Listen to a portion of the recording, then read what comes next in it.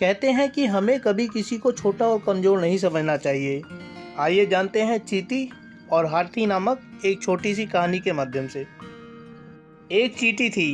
वह रोज सुबह भोजन की तलाश में चल पड़ती थी।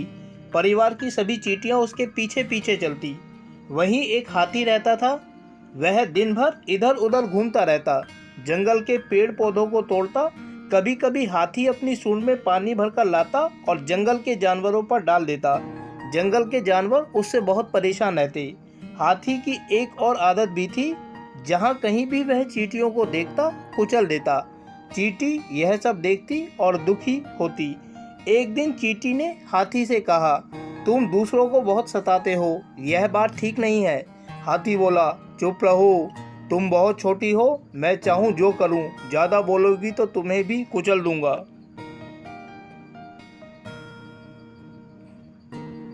चींटी चुप हो गई और घास में जाकर छिप गई। हाथी इधर उधर घूम रहा था। तभी चींटी चुपके से उसकी सूंड में घुस गई। हाथी अपनी मौज में घूमता रहा। चींटी सूंड के भीतर चलती रही। अब चींटी ने हाथी को काटना शुरू किया। हाथी परेशान होने लगा।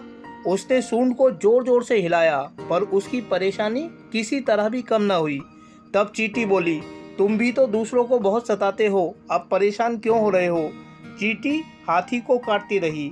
हाथी बहुत दुखी हो गया। वह बोला, मुझे माफ कर दो, अब मैं किसी को कभी नहीं सताऊंगा।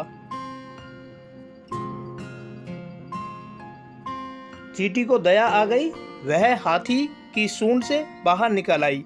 फिर बोली, किसी को छोटा और कमजोर नहीं समझना चाहिए।